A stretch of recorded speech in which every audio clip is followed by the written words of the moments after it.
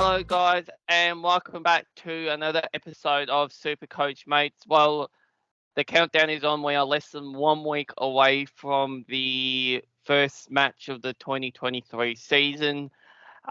So in this podcast, what we're going to do is we're going to look at a few pods, better known as points of difference players, who might be able to set you apart from everyone else.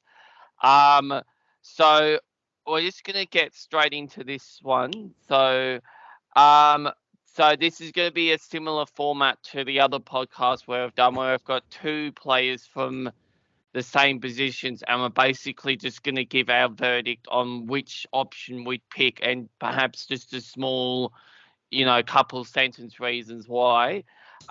So the first ones are, so Bailey Dale and Isaac Cummings. So both of these two are over 500k in the back line. I have had a quick look, and I think Bailey Dale's about 4% of sides, and I think Isaac Cummings about 2% of sides. So, these two obviously are points of difference, especially for premiums. I might throw this to Jonas on this one. Which one of these two are you picking if you had to pick one, and why? It's a tough one because they're both good scorers when some of the other defenders are playing other roles. Like, for instance, if Caleb Daniel's playing in the midfield, Bailey Dale will be a very good scorer. And if Himmelberg is a forward for the whole season, I could see Cumming being a top 6 defender. I think there's more chance that Himmelberg will spend more time up forward than there is Daniel spending time in the midfield. Plus, I think Cummings roughly 40k cheaper than Dale. So for those two reasons, I'd probably be going Cumming if I had to pick one of the two. But Dale's also shown the ability in the past to score really well, so would also be a nice, unique option. And just quickly before I move on, you actually had Isaac Cumming at some stage last year, didn't you, Jonas? Yeah, I did. Last year? Yeah. He wasn't too bad, but then when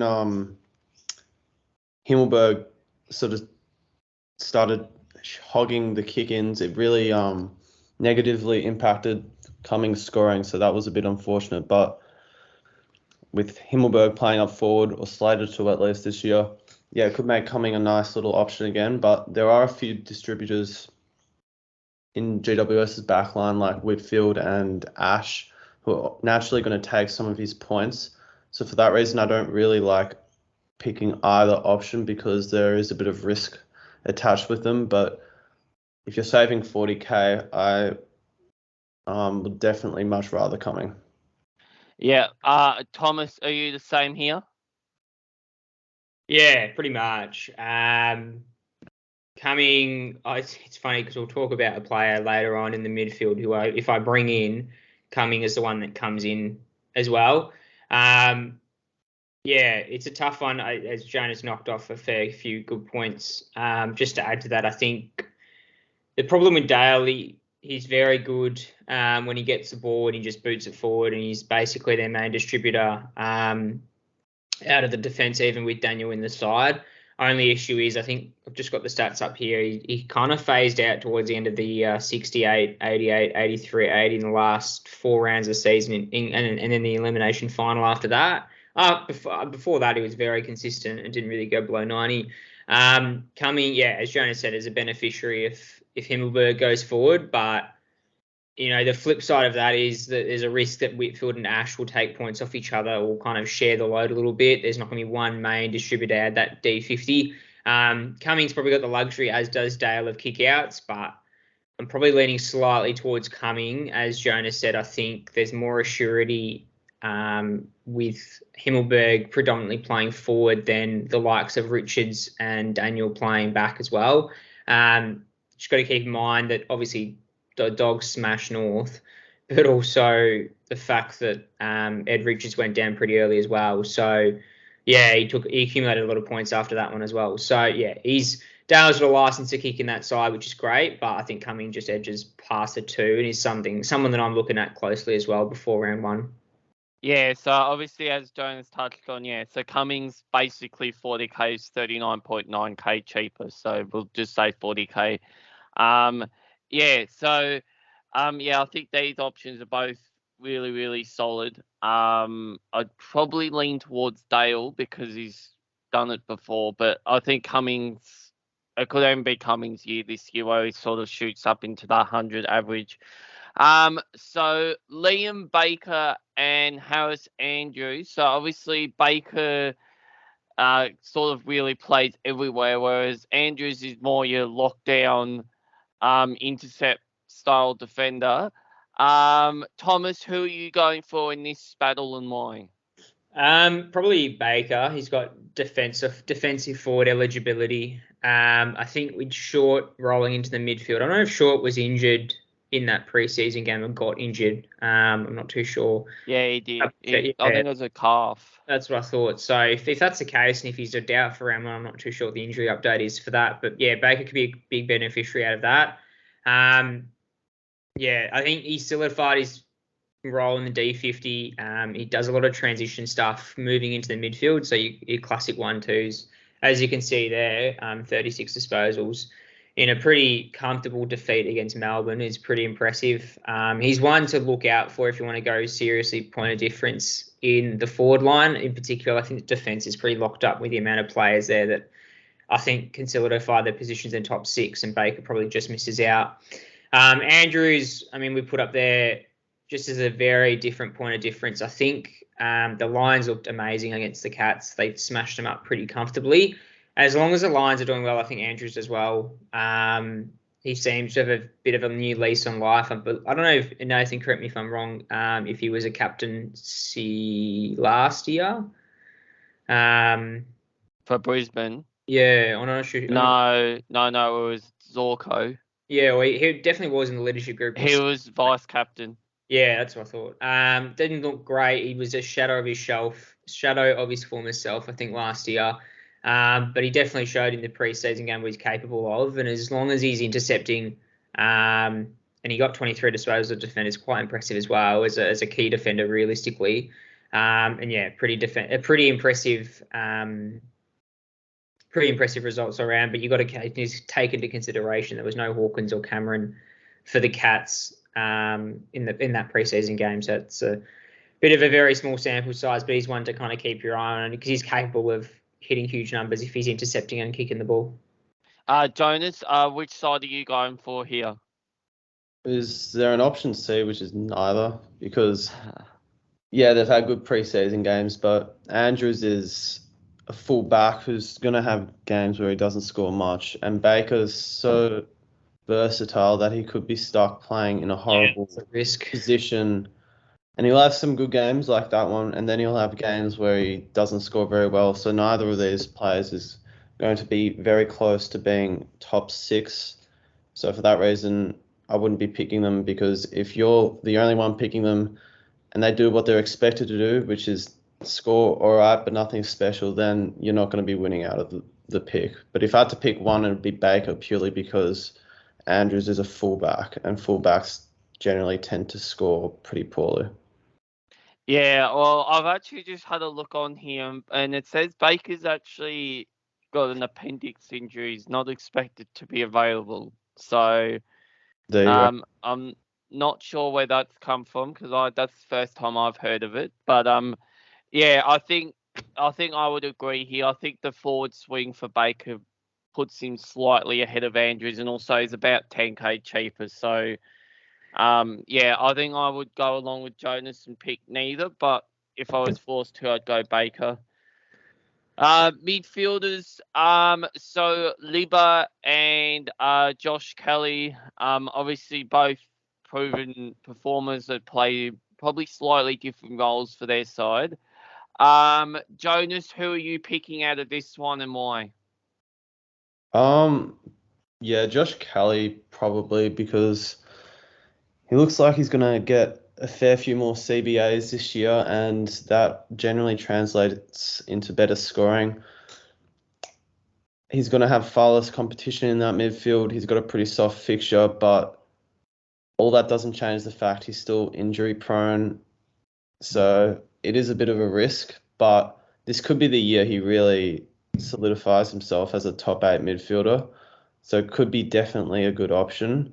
Whereas Libba, he'll score well, but the amount of points in that Bulldogs midfield, it's just going to be tough for him to constantly get 130 plus sort of scores and be a really, really good option. I'm not sure how old Libba is as well, but he's been around for a while, so I don't think that helps him either. But yeah, if I had to pick one, it would be Josh Kelly, and he's one I've like toyed with, but then I do always consider the fact he does get injured at some point, and he also plays for GWS, so it could be the sort of pick that starts off hot and then sort of something happens and you have to trade him out. So for that reason, he's not locked in my team, but I couldn't argue against anyone who did decide to pick him. Tom, are you agreeing with this? No, this is probably a few times we've disagreed. I think if I had to pick between the two, I'd probably go Libba.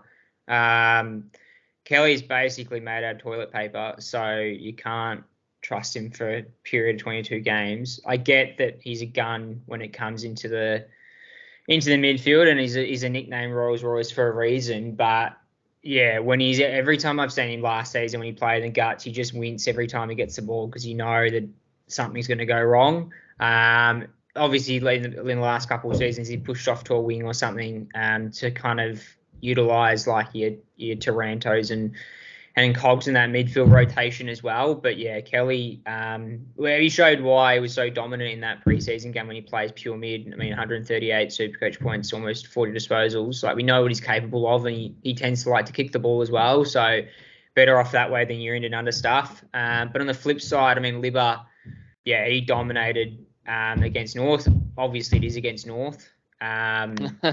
But yeah, 160 Supercoach points. I did watch that game quite closely to see what the midfield rotation looked like, more so for looking at Bont and McRae. And from what I could see anyway, Bont and McRae were rotating with each other, and Bailey Smith, who we'll touch on I think soon, Bailey Smith and Adam Treloar were rotating with each other, and the only person who was only going off for a rest or a bench rotation was Libba, so he's playing pure midfield. I think he's a beneficiary of Dunkley moving out of there as well, less of a rotation risk. You know, he wasn't a really rotation risk to start with, but he's definitely kind of solidified that midfield spot that's his.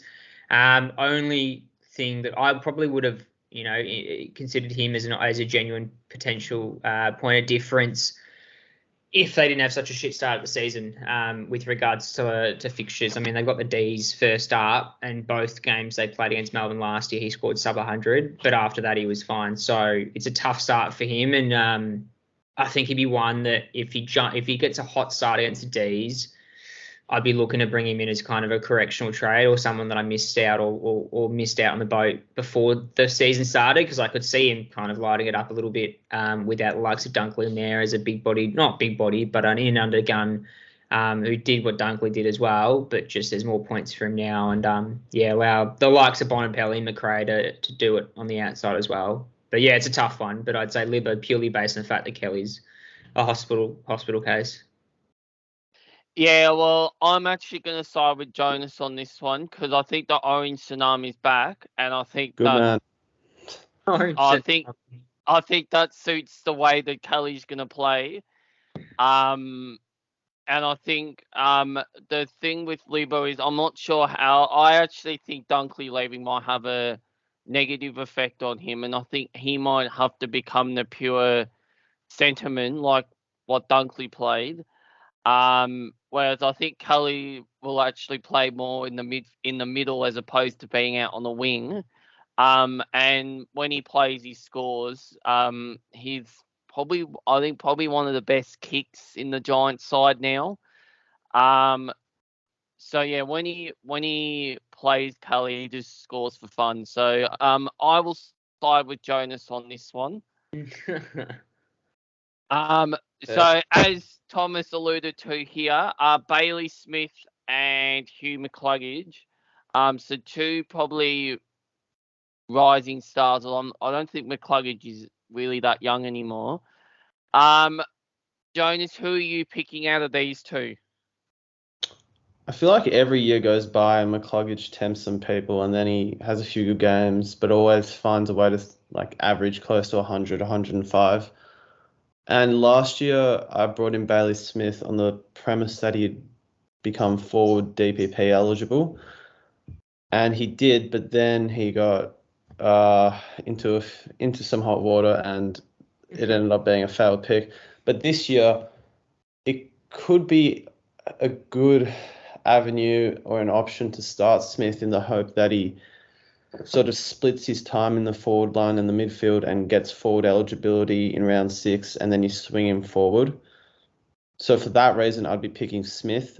But in saying that, it's very risky to be picking these sorts of players in the hopes that they become DPP eligible because he could narrowly miss out, and he did narrowly miss out on becoming forward eligible this year. This year. So there's no reason why he might not spend a bit more time in the midfield with Dunkley's departure as well. So, I'd probably, I'd probably still go Smith, but I'd be looking more at picking Bailey Smith up in round 6 if he becomes forward eligible. Whereas McCluggage, I'm not really sure what really happens with him. Does he spend more time on the wing now with Ashcroft and Dunkley coming into that midfield? That's something that could happen. So I see a bit of upside for Bailey Smith, whereas for McCluggage, I don't see as much. So I'd be going Smith. Are you Smith as well, Thomas? Yeah, I mean, it's a tough one. I probably, if I were forced to pick, probably Smith as well, just. Ideally, we are doing this podcast because it's a point of difference podcast. We're not going to discuss these players that are 50% owned and say go pick them. Obviously these are ones a real left field of centre that I think they're all under 5% or 6%. So yeah, it's a tough, tricky one. I think Smith, just purely based on mid rotation, he gets a bit of centre bounce tendencies as well, and he's dangerous forward of centre. He can kick goals. Obviously, he had a bit of a scratchy nose halfway through last season, so that yes, he did. Up. So yeah, McCluggage. The difference with him is, I think, whilst we said that the likes of losing Dunkley, may or may not have been a beneficiary to Libba, I think gaining Dunkley for the Lions is going to help someone like a McCluggage. He's so important to their transition going forward that he's an elite ball user every year. People go up in arms why he's not selected in the All-Australian team as a pure winger, because as we all know, the AA team a panel have a habit of picking gun midfielders in the winger spots. But yeah, that's a topic for another conversation. McCluggage, I think the role's not really like a surprise, or it's not like he's changed. I think the likes of a Dunkley in there are going to help him a lot just to get the ball out to him and utilise his speed off the wings. I think that's what the Lions lacked a little bit, with trying to get that ball quick. Sometimes it was just a bit sluggish. But yeah, I'd say Smith just, even though I like McCluggage as a point of difference if you want to go real unique and go elsewhere. I think there's limitations to that just because of the amount of forward options there are. So that's another topic of conversation. But yeah, Smith just purely based on mid rotation, I think, or getting centre bounce attendances.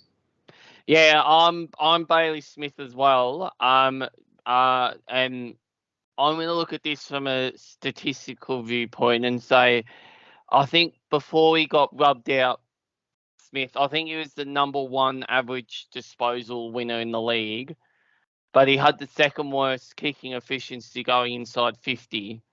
So the guy would trip the ball. Yeah, so what it means is that he's basically finding the ball, but his kicking is letting him down. If he can just fix his kicking up, now that they've got the 3 or even 4 tall targets down there at the Bulldogs, if he can just fix up his kicking efficiency going inside 50, the rest of the game's there for Smith. So I will lean in towards the Smith camp, and the only problem I've got with McCluggage is I don't know how much time he's actually going to spend in those midfield rotation groups, given that I think Dunkley and possibly even Ashcroft walk up starters into their centre bounce group. So I don't know if that means McCluggage has to spend a bit more time roaming the forward line, which will definitely impact his scoring, even though he is someone who can bob up with, 3 or 4 goal games. But yeah, I think Smith has more upside out of the two, so I will go with Smith on this one. So Wanganeen, Malera, and Setterfield. I'm going to throw this one straight to you, Thomas, given you're a Saints supporter. Who are you picking out of these two? Well, this was going to be my point of difference player that I'm potentially going to bring in before Jeremy from the centre bounce posted his video up and basically said he's got him as a point of difference. So our teams will look very, very similar if I decide to pick Wanganeen Miller up. But yeah, obviously I've got a big St Kilda bias. Wanganeen Miller, he's moved back into that defensive role and is basically playing what Sinclair played last year. So he's allowing Sinclair to push a bit further up and utilise Sinclair now in the Brad Hill role, if that makes sense. So Hill's now playing pretty much pure wing under Ross Lyon, where I think he's going to be quite damaging, and it's where he won his best and fairest at wherever, at Freo and Hawthorn. Allows, Sinclair to now transition or be that ball carrier from D50 to attacking 50, or D50 to the wings. And Nasiah's bulked up. I mean, I went to the practice game against Essendon last Friday, and he definitely bulked up a fair bit.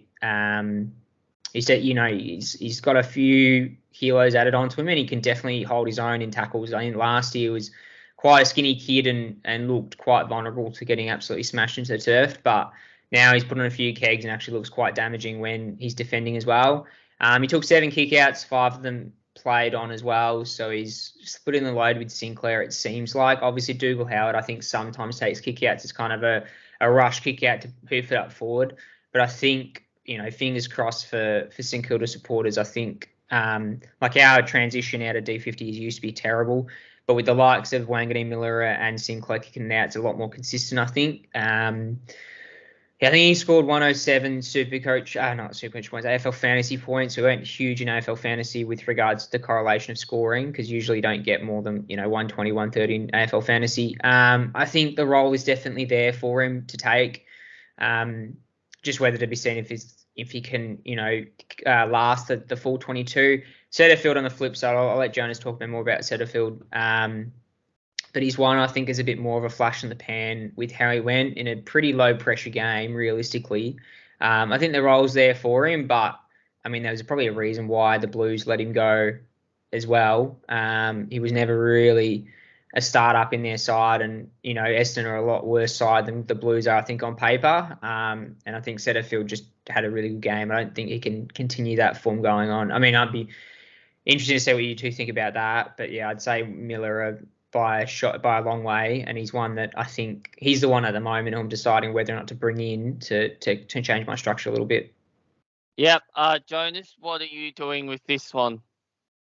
So this is one of the only slides where I'm considering picking one of these players, purely because you've also got Warple at a similar price. And if you pick one and they sort of, after the first 2 rounds, let you down, you lose a few points in a trade, but you can almost correct to one of the other two who, in theory, is going well. I think the Setterfield one is a strange one because he scored really well and some of the other Essendon midfielders barely touched it. That's not going to sustain itself in the real thing. Merritt and Parrish will be scoring a lot higher than whatever they scored. I know Parrish scored almost sub 50, and I don't think Merritt scored any better. So they're going to be taking naturally a fair few more points, which is going to obviously lead to Setterfield touching the ball a bit less. And on top of that, Setterfield is competing with a lot of other Essendon midfielders for points, whereas if Wanganeen Miller is purely taking the kick-ins, and Sinclair's pushed up into the midfield. That's his main source of competition now, almost removed. So yeah, there's a fair bit of upside in the Millera pick, and he's one where I've also considered starting him. On top of that, he plays at Marvel Stadium 6 of the first 8 games he's got there. So that's going to really help in terms of sheltering him from any of the wind or whatnot. So his kicking should be pretty efficient. He also plays some pretty good midfielders in the first few weeks, such as Fremantle, the Bulldogs, Gold Coast, Carlson. Port Adelaide's potentially a good midfield. So that means, in theory, the ball should be in defence a bit more, which will help him. And on top of that, he's like 45k cheaper than Setterfield. So I'd also side with Tom and say that his St Kilda fella is probably the better option. The only issue is it's his second year.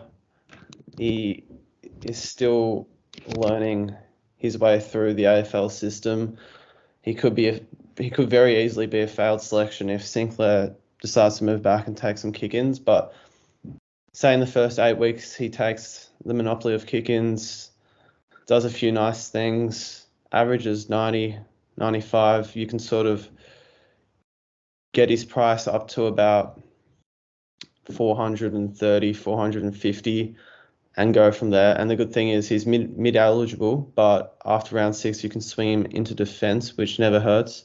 So yeah, there's a fair bit of risk attached with the pick, but also if it goes well, you'll be laughing. So yeah, for me, Millera. Yeah, I think I would pick Miller as well. One of the things I sort of trying to do this year is pick high impact players. I think Malera has more impact on. Well, I think he will than what Setterfield will, just winning clearances and whatnot. I think Miller can really damage sides with his kicking if St Kilda give him the ball. So yeah, I think as Jonas alluded to, I think Miller will become DPP eligible after round 6. So I think Miller for mine will be the option that I pick out of these two. Rux, Laddams and Riley O'Brien. Jonas, who are you picking if you had to pick one of mine? Oh my! If you're picking Laddams, you're insane. He literally went off in the practice game with like 3-4 different injuries. So yeah, that's a pick that it could potentially pay off because Hickey's not playing at the start. Not playing. He's not a long-term option for 2 reasons. Hickey's going to come back at some point, so you're going to have to trade him out then, and he'll probably get injured or suspended or something. So yeah, Laddams is an absolute no-go. He did last year or the year before score like 180 in one game, I remember from memory. So he does have a ceiling. I can't remember when that exactly was, but I do remember him pumping out a good score. So by process of elimination, it would have to be O'Brien, but I'm not hugely keen on that pick either because he was dropped earlier in the season last year.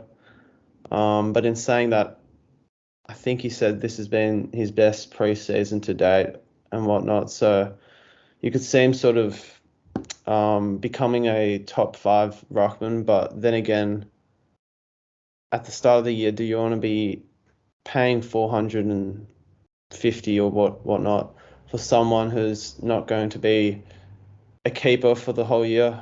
Probably not. So for that reason, I'd be steering clear of both. But yeah, Riley O'Brien's less likely to get injured or reported or dropped or whatnot. So yeah, I'd be going Rob. Now, just before I throw to you, Thomas, Jonas, what if I told you Riley O'Brien was 560k and the 5th most expensive ruckman?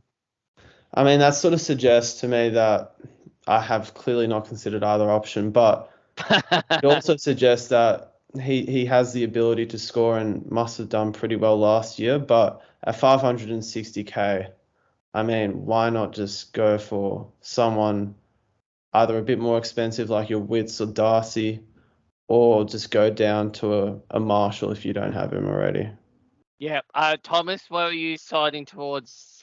Yeah, obviously either one is pretty bad option. We were scraping the barrel here for point of difference. I should, yeah. Yeah, O'Brien, I just don't think is worth the value at all. He was playing, so just to give you context, there was no Nick Nat against West Coast in that preseason game, and he barely turned up, and that was against a shit West Coast ruckman. Jamison. O'Brien, yeah, Jamison. O'Brien's on the out. I think, as Jonas said, he's been dropped a couple of times for form issues. Look, I mean, you could call you crazy. Jonas probably call you crazy, but Laddams is probably the option out of the two if you were desperate for a cheaper option. As much as this guy is a peanut, has half a brain cell, whatnot, he bashes blokes for fun, and he gets injured about 3 times a game, as Jonas said. The guy's a sole ruckman at the moment. There's no Hickey for the first bit, and there's no McAndrew. I don't think he was injured a little bit and just didn't look great. Laddams was clearly the better ruckman out of the two, and he actually did all right around the ground. Played against Pitney, who's a very good tap ruckman. And I think Laddams has got people covered for around the ground stuff. Obviously has a horrendous start against Wits, who could get monstered and get pretty bruised and battered. But I mean, if you want a short-term option for potentially a bit of a quick cash grab, and someone that can get close to 100 each game purely based on the fact that he's a sole ruckman and he's going to get points for touching the ball, I think Laddams you should go to out the two, because I just don't think O'Brien's not worth it. As you said, he's the 5th highest ruckman in the game or something at 560. Yeah, he's the 5th highest. Yeah. I'd rather go Grundy over that. That's how bullish I'm on O'Brien. I don't think he's worth it. 35 hit out, 17 disposals against a BTEC West Coast ruck. He's just not worth it. Well, I can't even believe I've got these two players on my slides here, to be honest, as options. So this is definitely grasping at the straw. So I'm going to go with Jonas's option C, which is to pick neither of them, because I don't think Riley O'Brien will maintain his price, and Laddams I think will get injured or suspended at some stage throughout the year. So look, if you're gonna make me pick one, I'd go O'Brien only because he's scored before, but I think I would be really grasping at straws. Let's just say there'd have to be a catastrophe in the rucks if literally all of the other main ruckman got injured in the next 5 days, for me to even consider one of these two at all. So, yeah, I think you're definitely grasping at straws if you're picking one of these two.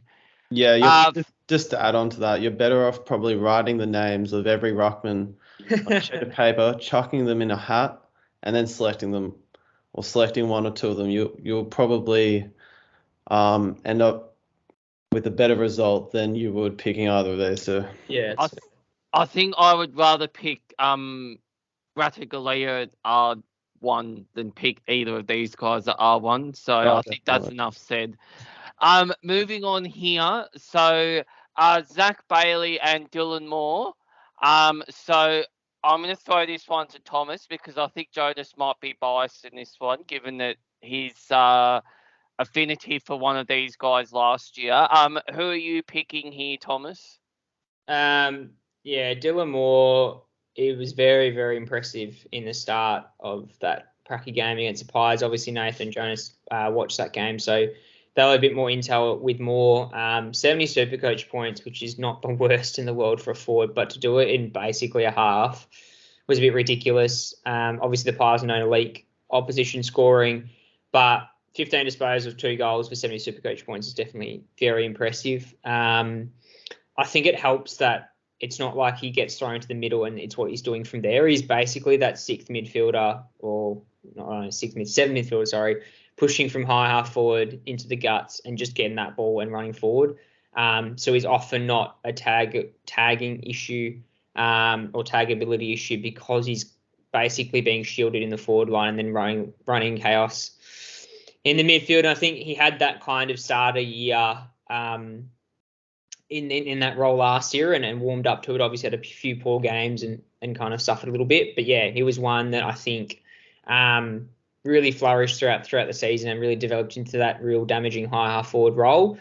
He's one I've got in my fantasy side, but it's a bit hard to fit him into the Supercoach aspect. He might be one that I go different if I feel like it, if I want to go different from Rosie or someone and go against the grain. And because he's got a pretty good startup fixture against the Dons, could actually do very well against them for sure. Bailey on the flip side, put him in there because obviously you put him in there every year and thinking that he's going to blow up into the next big thing. But yeah, he's another point of difference, under 5% ownership. He's a ridiculously good forward. I've seen him play live, and he's one that is just insane in the half forward line. He just is so electric, but it just doesn't happen often enough. He obviously did extremely well against the Cats. Not even extremely well, just well. 16 disposals, 2 goals is a very good output for 106 points. However, Cats were missing a fair few players in the back line and forward line. But he's just one that I think suffers now with Dunkley as well in there, loses that CBA rotation. I just had a look beforehand whilst we were discussing the previous options. It was pretty much Dunkley, Neil, Ashcroft as the top 3, and then McCluggage was after that. So Bailey, I think, gets out of that one. He gets stuck in a high half forward, similar mould to Moore, but doesn't probably do it as well, and is kind of your goal scoring pressure forward almost now that is really damaging when he gets his chance, but it just doesn't happen enough. I'd probably go more, or definitely go more out of the 2. But yeah, it's one that I think if you want to go point of difference, this is one of the genuine ones that could pay off, especially if a Rosie doesn't pop off first couple rounds. But yeah, it's a tough one because also Hawthorn's got a pretty weak list at the moment, so it could be one that opposition defenders start paying more attention to this season now that he's had a year to mature in this role. All right, Jonas, are you finally going to jump on the Dylan Moore train, or are you still firmly against him? I mean, I'm not jumping on the train, but I guess he's a better option than Bailey purely because he has a chance of playing some mid-time and showed the ability last year to actually be a pretty good scorer doing so. I don't think Bailey's going to play much in that midfield for reasons we touched on previously with McCluggage, but again, they're both very damaging players, but also players you probably don't want to start with because they're going to be spending a lot of time up forward. So probably an option to look at, say, if Newcomb gets injured for a long time or Neil has a significant injury as well, then potentially you can see an up score and an uptick in CBAs and therefore Supercoach scoring. But to start with, I'd be going Dylan Moore, but I still wouldn't be going either with much confidence given some of the other options that you've got around their prices. Yeah, well, I just sorry to butt you in there, Nathan. Just to add on to what Jonas said, I think the positive about Moore is that it's not like he was playing pure mid-minutes last year. He was basically playing the exact same role as he is this year. So I think if you do go down this route, it's a bit of a point of difference. He's one that I don't think will kill you that much because it's not like it's a change of role and he's lacking in scoring. It's pretty much the exact same role he was last year, maybe even higher up the ground and pushing in quickly into that midfield. And yeah, it's very damaging what he can do. Yeah, well, I've actually spoken off camera to Thomas. I haven't spoken to you about this, Jonas, but I've actually considered starting Dylan Moore in my own side this year. Just for that reason, because everyone seems to be going down the Dunkley, Rosie and Taranto path. And Dylan Moore just seems to have been forgotten about. But the only problem I have with the pick is I feel like Moore might be at the highest price. So I think if I went down the path, I think I would have to accept that he's probably going to lose money at the start of the year. Just given that his role, he can be a bit volatile with his scoring. So I think at some stage you'll be able to get him cheaper than 521k. So yeah, I think Dylan Moore, just purely because he's someone who I've actually considered starting with, gets the nod in this one. But I will say that Zach Bailey is 100k cheaper. So there is that as well to consider. But yeah, I'm firmly in the Dylan Moore camp with this one. And moving on here. Oh, okay. So we've got Mason Wood and Ben Long. Well, I'm going to throw this one to you, Jonas, because obviously we've got a St Kilda player involved. Who are you picking out of these two? And I will just before you start, I will just put a disclaimer. Even though Ben Long does have a St Kilda jumper on there, he's not at St Kilda anymore. He's at the Gold Coast Suns. So just a disclaimer there. But Jonas, who are you going for? I'm picking the one that left St Kilda. I think Long's not a bad option. As you can see there, he took some of the kickouts. But both of them, I honestly didn't even look at Wood as an option at all. But that is a pretty good score. So I will maybe have to reconsider that. But Long's got a pretty good role in the sense that he's playing half back and whatnot. So there is the opportunity for him to do really well and spark some cash and get that forward defense eligibility. But in saying that, I don't think Powell and Weller are too far away who could really eat into his scoring. So for that reason, both of these picks are laced with risk. But we saw last year what Long could do with that sort of role. I think he scored like 130 in his final game for St Kilda. So one that could pay off in the short term. Whereas Wood is too much of an unknown for me. So for that reason, I'd be going Long. Thomas, where are you siding with this one? Well, I've got a bit of tell about Wood, which might change Jonas's mind. Not probably enough to pick him, but it's one that you could consider. Long is one that is a bit tricky because, as Jonas said, you're missing a couple Suns defenders. So it's hard to see what he can do in a full complement of defenders. Because he looked pretty average to start that game. He kind of built into it, and I think he got those 87 Supercoach points. He got those kickouts, but he's one that was like Zeeble, where he was naturally going to score all right based on role. But it'll be very nice to see how he'd gone with a full complement of defenders, just to see if his score would get chewed up with some of the others coming back. Yeah, Wood, which was the main reason I chucked him in. He played, so basically before round 19 last year, I believe. He might have experimented with it earlier, but before that, he was kind of played all over the place, like your classic Mr. Fix-It. He'd often play wing, half forward, deep forward, obviously not in the defence, but from wing onwards, wing, half forward, deep forward. He was kind of all over the place, never really solidified his spot. But yeah, last 4 games, so these were against the Eagles in round 19, Hawks round 20, Cats round 21, Lions round 22. So 2 tough oppositions to finish off the year. He averaged between the 400 and almost 102. His lowest score was 99. So 2 scores of 99 and 2 scores of 105 and 104. And he played that wing role pushing forward. He's got a huge tank on him, and he's that awkward height as a winger where he's not that lanky guy like a Wanganeen Miller who will just get beaten to the ground if he gets tackled. He can hold his own.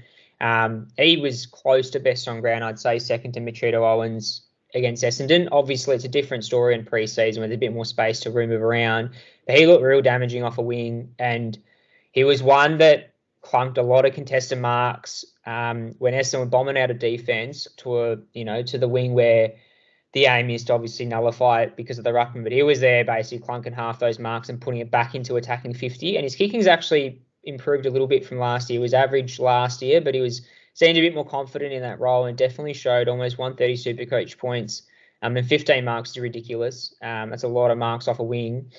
But yeah, based on role alone, Ross Lyon has history with these wingers. And I know if you guys remember Brett Peake from Freo coming into St Kilda, played a very similar role, obviously a different mould of player, a bit lankier and a bit smaller, but ran all day and just got the ball and just ran up and down that wing and really utilise those wings to full potential. So if you've got Wood on one side and Hill, they're very dynamic wingers where Wood's your classic intercept and throw it back forward, whereas Hill's your run and carry through that wing role, sorry. So he's one that I would have heavily considered if he was about 80k cheaper.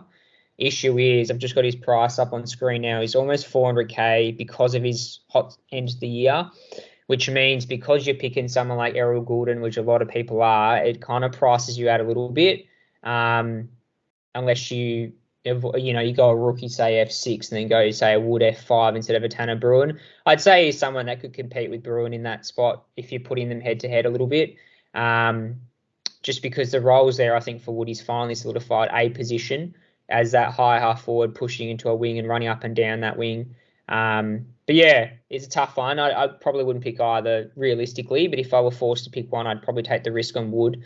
He's never going to get higher ownership, and he's one that has a bit of injury history, but I think if he can get his body right for the season, he's one to definitely look out for, I think, just based on how he ended the last season. Yeah, well, unfortunately for you, Thomas, that spiel has not convinced me at all. So, look, I'm going to go the option C here again, which is none of them. I think Jonas touched on with Long. I would have loved to have seen him with the full complement of Gold Coast halfbackers, but they're not there. And Mason Wood, unfortunately for Mason Wood, he's not forward eligible. He's only midfield eligible. So at 390k as a midfield only, I think that is firmly in the do not touch basket. Whereas Ben Long, I think at 350k as a defender forward, it is probably not much better, but I could justify picking him more so than Wood, just purely because the forward line seems to be a lot more difficult this year to pick. So for that reason purely alone, I'm going Ben Long, but I would never touch these two in a blind fit. Yeah, actually, he made a good point. I actually didn't realise he was only mid eligible. So disregard what I said about forward stuff about F6 and whatever. But yeah, I guess if you say it like that, it's a bit riskier. He then fits in that Setterfield role where you're paying sub 400 or just under 400, so it makes it awkward when you got a few good options there. But I think that's all we got time for anyway today. Hopefully you guys enjoyed this episode and last episode going through those players for pre-season. Hopefully that makes your life a little bit easier with who you want to pick and if you want to take that risky route going down those pod options. But obviously as Nathan alluded to, there's how many days? Just under 5. Essentially 5 days until round 1 kicks off, which means lockout or partial lockout is Thursday night. So teams will be out Wednesday. So hopefully we'll have our round 1 teams finalised prior to that, or basically prior to Thursday, which we'll definitely have a video up before then. Hopefully you guys have sorted out your round 1 teams and feel free to message us on any of our socials if you want to drop. We might do a Q&A session as part of that next video and we'll communicate through the socials if that's the case. But other than that, good luck picking your final round 1 sides and we'll catch you prior to round 1.